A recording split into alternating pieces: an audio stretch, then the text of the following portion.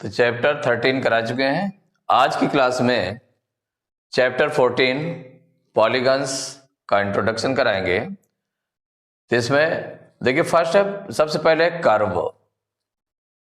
तो कर्व क्या होता है? A figure traced out on a plane surface with the help of a sharp pencil without lifting it is called a curve.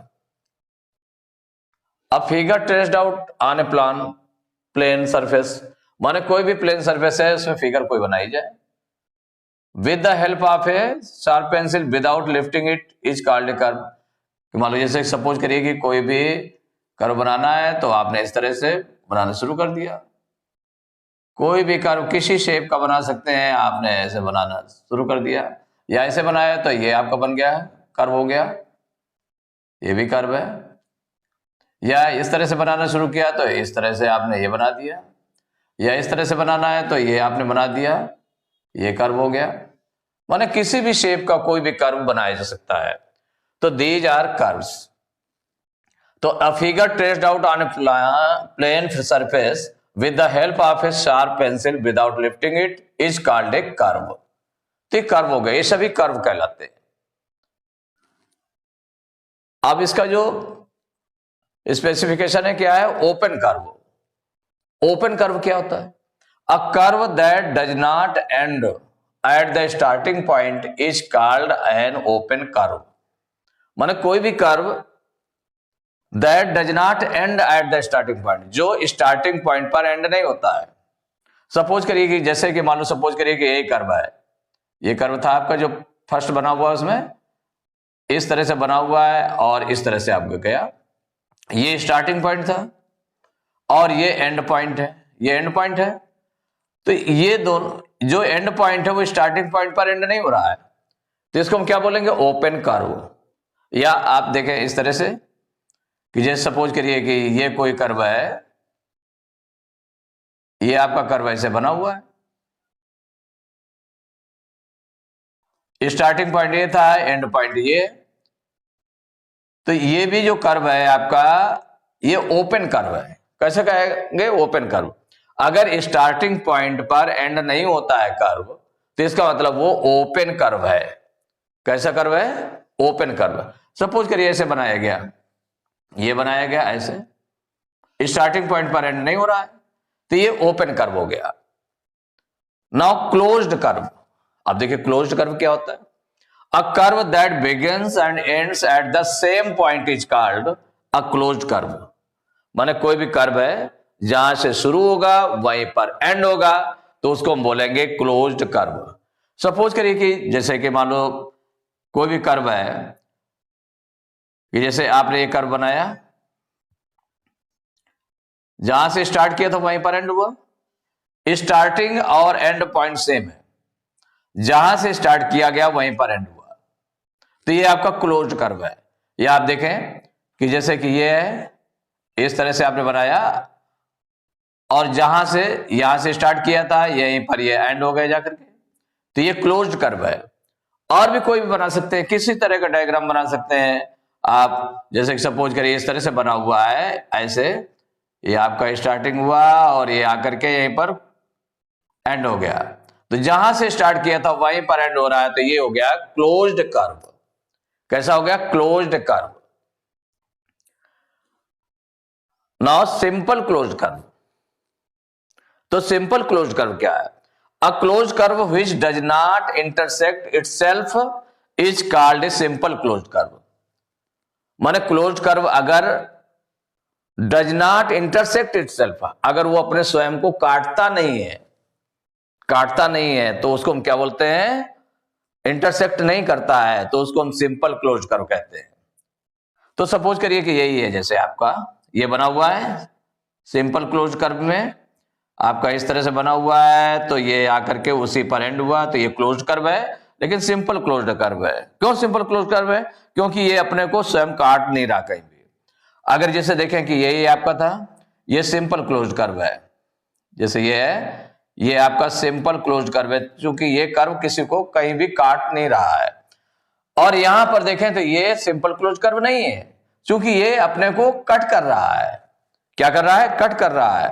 तो जैसे और भी कोई भी डायग्राम बनाए, सपोज करिए ऐसे आपने बना दिया, इस तरह से ये बना दिया, तो ये क्लोज कर्व है, ये आपका क्लोज कर्व है, क्योंकि स्टार्टिंग पॉइंट और एंड पॉइंट दोनों सेम है और कहीं भी एक दूसरे को काट नहीं रहा, माने अपने को कहीं भी वो काट नहीं रहा है।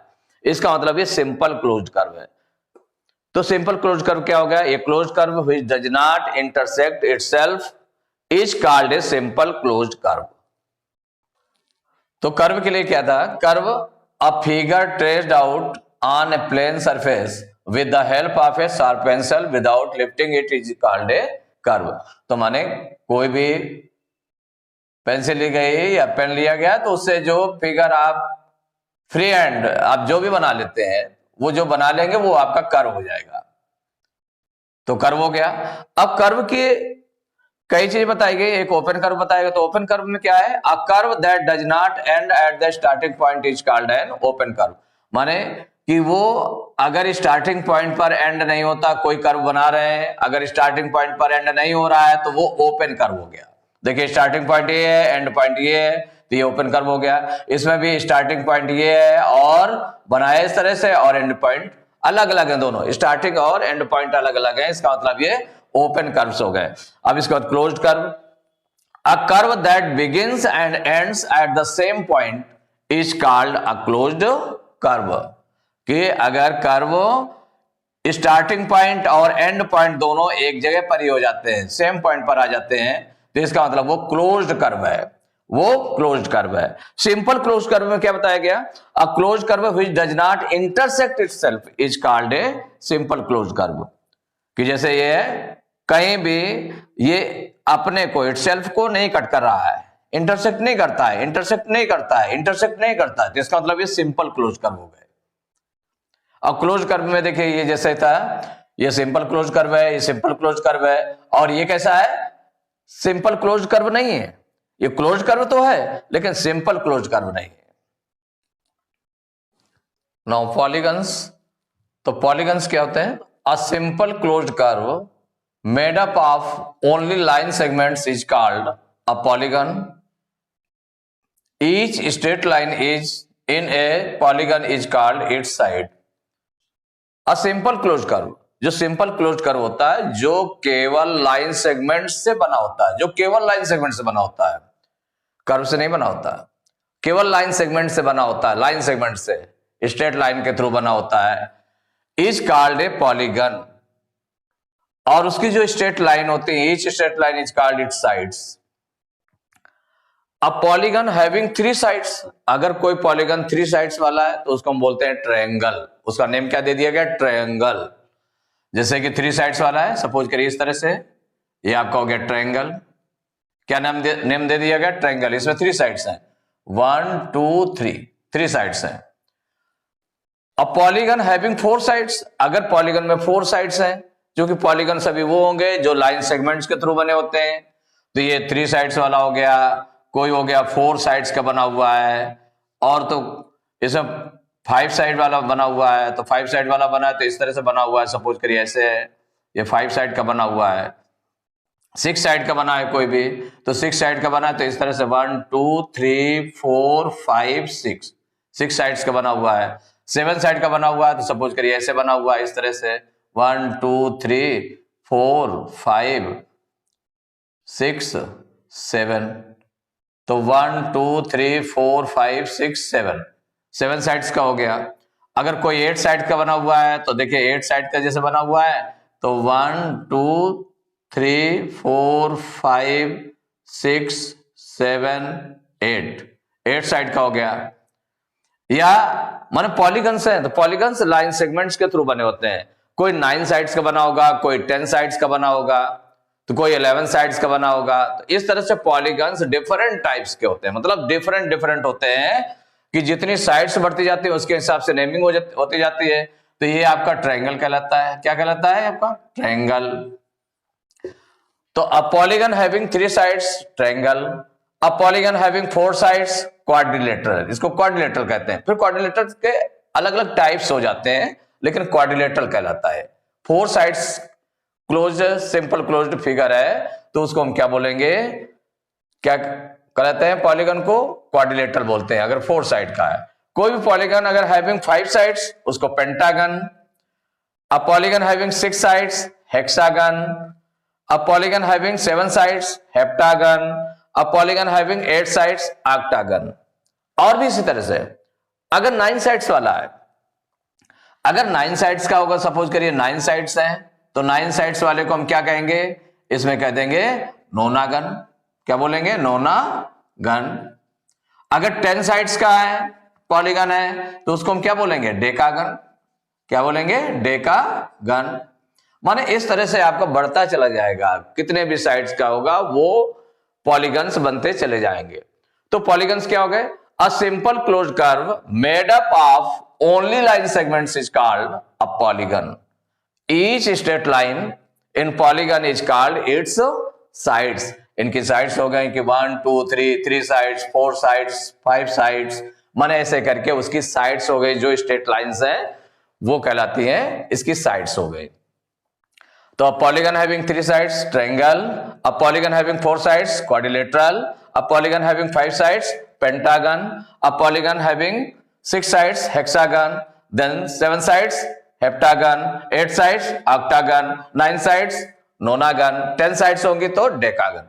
माने इसी तरह से आगे आपका बढ़ता चला जाएगा। अब टाइप्स ऑफ पॉलीगन्स, पॉलीगन्स के टाइप्स माने एक होता है, फर्स्ट है जैसे कॉनकेव पॉलीगन। कॉनकेव पॉलीगन क्या होता है, कॉन्वेक्स क्या होता है, पॉलीगन क्या होता है। तो कॉनकेव पॉलीगन कौन सा होता है, a polygon in which at least one angle is more than 180 degree is called A concave polygon. माने किसी पॉलीगन में अगर वन एंगल, जितने भी एंगल है उस पॉलीगन में जितने भी एंगल्स हैं उनमें अगर कोई भी एक एंगल 180 डिग्री से ज्यादा है तो उसको हम बोलते हैं कॉनकेव पॉलीगन। सपोज करिए कि जैसे मान लो क्वाड्रिलेटरल है, क्वाड्रिलेटरल है तो क्वाड्रिलेटरल में वन एंगल आप देखें इसमें, तो इस तरह से जैसे सपोज करिए बना हुआ है,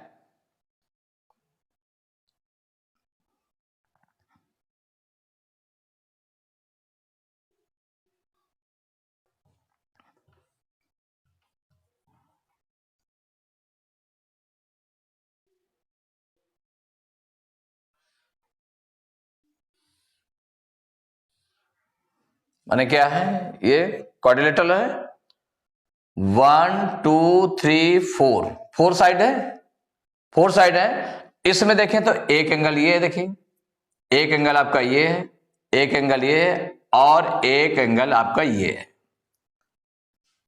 एक एंगल आपका ये है। तो इसमें इस एंगल में हम देखें कि ये जो एंगल इधर का जो बना हुआ है, अंदर बना हुआ है, इस एंगल की बात हो रही है। ये आपका सीधा अगर ऐसे सीधे जाता, इस तरह से जाता, तब तो आपका ये 180 डिग्री बनता है पूरी स्ट्रेट लाइन पर। उससे ज्यादा बन रहा है, मानो 180 डिग्री से ज्यादा है। क्या है, 180 डिग्री से ज्यादा है। तो if one angle of polygon is more than 180 degree then it is concave polygon. क्या है, कॉनकेव पॉलीगन या कॉनकेव क्वाड्रिलेटरल। चूंकि क्वाड्रिलेटरल है, 4 साइड्स वाला है, तो कॉनकेव क्वाड्रिलेटरल या कॉनकेव पॉलीगन इसको हम बोल देते हैं। तो इसके बारे में अभी आपको नहीं पढ़ना है। नेक्स्ट आपको जो कॉन्वेक्स पॉलीगन है, कॉन्वेक्स पॉलीगन में क्या है, a polygon in which each angle is less than 180 degree is called a convex polygon. माने जिसमें ऐसा पॉलीगन जिसमें वन एंगल, ईच एंगल माने हर एक एंगल 180 डिग्री से छोटा होता है, उसको हम कॉन्वेक्स पॉलीगन बोलते हैं। जैसे सपोज करिए कि इस तरह से बना हुआ है आपका, तो ये जो एंगल है ये 180 डिग्री से लेस है, ये भी 180 डिग्री से लेस है, ये भी 180 डिग्री से लेस है, ये भी 180 डिग्री से लेस है। या कोई भी हम पॉलीगन लें, वो अगर each angle is less than 180 degree then it is convex. क्या बोलेंगे, कॉन्वेक्स। कॉन्वेक्स क्वाड्रिलेटरल या कॉन्वेक्स पेंटागन, माने कुछ इस तरह से। तो अभी जितना भी जो कुछ है आगे आप जो पढ़ेंगे उसमें कॉन्वेक्स जो पॉलीगन्स होंगे उनके बारे में पढ़ा जाएगा। तो रेगुलर पॉलीगन्स, तो जो टाइप्स ऑफ पॉलीगन्स में एक आपका ये भी हो गया, रेगुलर पॉलीगन हो गया। तो रेगुलर पॉलीगन में क्या होता है, a polygon having all sides equal and all angles equal is called a regular polygon. Polygon having all sides equal,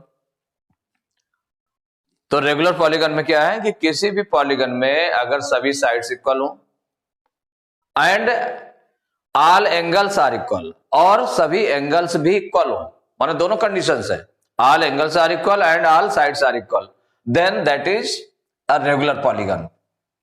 तो for example equilateral triangle, equilateral triangle में क्या होता है, तीनों साइड्स होती है, तीनों साइड्स इक्वल होती हैं और ऑल एंगल्स इक्वल होते हैं, माने हर एक एंगल कितना होता है 60 डिग्री 60 डिग्री 60 डिग्री का भी होता है।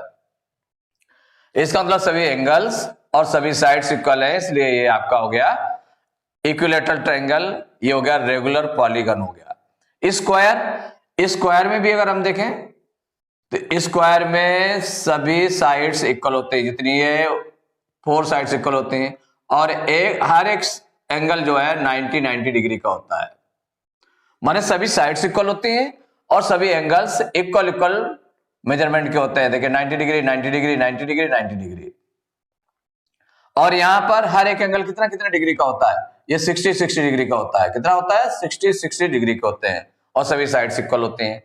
अगर रेगुलर पेंटागन की बात करें तो रेगुलर पेंटागन में भी आप देखें तो जो रेगुलर पेंटागन होगा तो वो सभी साइड्स इक्वल होती हैं, सभी साइड्स इक्वल होती है, जितनी ये होगी हर साइड इक्वल मेजरमेंट की होती हैं और सभी एंगल्स भी इक्वल मेजरमेंट के होते हैं। कैसे होते हैं, जितना ये एंगल होगा उतना ये एंगल होगा, उतना ये एंगल होगा, उतना ये एंगल होगा, उतना ही ये एंगल होगा, माने सभी इक्वल होते हैं। ऐसे regular pentagon, regular hexagon, regular heptagon, regular octagon, तो जितना रेगुलर लगा देंगे उनमें तो इसका मतलब वो सभी कैसे हो जाएंगे, रेगुलर पॉलीगन्स हो जाएंगे। इक्विलैटरल ट्रायंगल, स्क्वायर, ये सभी रेगुलर पॉलीगन है।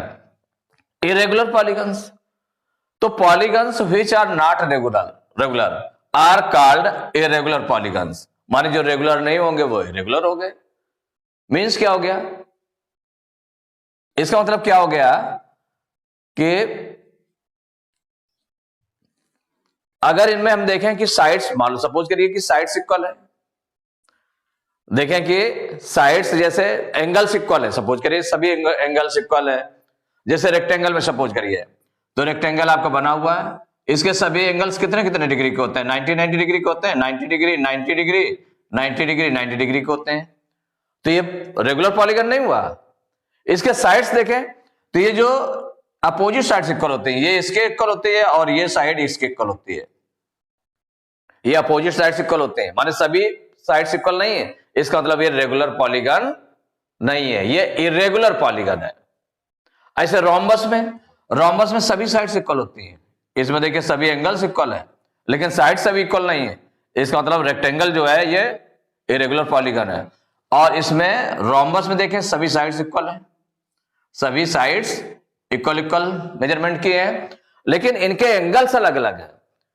जैसे ये एंगल देखें छोटा है और ये आपका बड़ा है और ये उससे छोटा है, माने ये इसके इक्वल है और ये इसके इक्वल है, लेकिन ये सभी एंगल्स इक्वल नहीं है, इसका मतलब रोम्बस भी आपका इरेगुलर पॉलीगन है। तो इस पॉलीगन से रिलेटेड कुछ फार्मूले हैं, जिसका नंबर 1 है each exterior angle equal to, each exterior angle equal to, तो ईच एक्सटीरियर एंगल इक्वल क्या हो जाएगा 360/n डिग्री, तो यानी यहां पर क्या है number of sides, n equal to number of sides, जितनी साइड्स होते हैं उससे अगर हम 360 को डिवाइड करेंगे तो ईच एक्सटीरियर एंगल निकल आएगा। सेकंड फार्मूला है each interior angle equal to, each interior angle equal, तो 180 degree minus each exterior angle, 180 degree में से ईच एक्सटीरियर एंगल को माइनस कर दें, जो ईच एक्सटीरियर एंगल है उसको अगर हम माइनस कर दें, सपोज करिए कि कोई भी पॉलीगन आपका बना हुआ है, इस तरह से बना हुआ है, तो ईच एक्सटीरियर एंगल, तो ईच एक्सटीरियर एंगल क्या हो जाएगा, माने कोई भी एक्सटीरियर एंगल है, क्योंकि अब वो पॉलीगन कैसा होगा, वो रेगुलर पॉलीगन होगा, ये माने जो फार्मूले यूज हो रहे हैं वो रेगुलर पॉलीगन के लिए हो रहे हैं। इसके लिए रेगुलर पॉलीगन्स, माने इनके लिए फार्मूले हैं रेगुलर पॉलीगन्स के लिए, माने जिसकी सभी साइड्स इक्वल होती हैं, माने जो रेगुलर पॉलीगन्स है सभी साइड्स इक्वल होती हैं। तो सपोज करिए कि कोई भी रेगुलर पॉलीगन आपका बना हुआ है, उसका जो ईच एंगल है, माने each exterior angle equal to 360/n degree, ये हो जाएगा। और यहां पर each interior angle equal to 180 degree minus each exterior angle, और sum of all exterior angles equal to 360 degree, sum of all exterior angles equal to 360 degree, माने जितने भी एक्सटीरियर एंगल्स का सम है, जैसे कि ये हो गया, दूसरा आपका इसको इधर बढ़ाया गया तो ये एक्सटीरियर एंगल हो गया, और इस साइड को इधर बढ़ाया गया तो ये हो गया, इस साइड को आगे उसी तरह साइड में बढ़ाते चले जाते हैं, ये हो गया, इसको इधर बढ़ाया गया तो आपका ये बन गया। तो ये 4 एंगल्स हो गए, तो 1 2 3 4 इन सब का सम कितना हो जाएगा 360 डिग्री।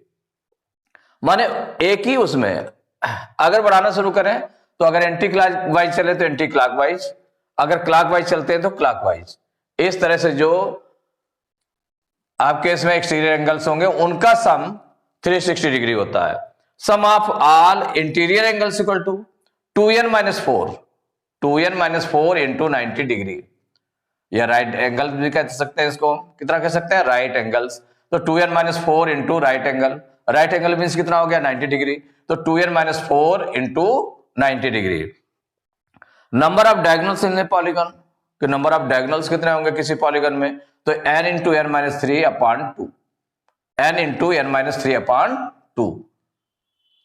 तो ये यहां पर क्या नंबर ऑफ साइड्स है, तो यहां देखें each exterior angle equal to 360/n degree, और each interior angle equal to 180 degree minus each exterior angle, sum of all exterior angles equal to 360 degree, sum of all interior angles equal to 2n-4 into 90 degree, number of diagonals in a polygon equal to n into n-3/2, और n यहां क्या है number of sides.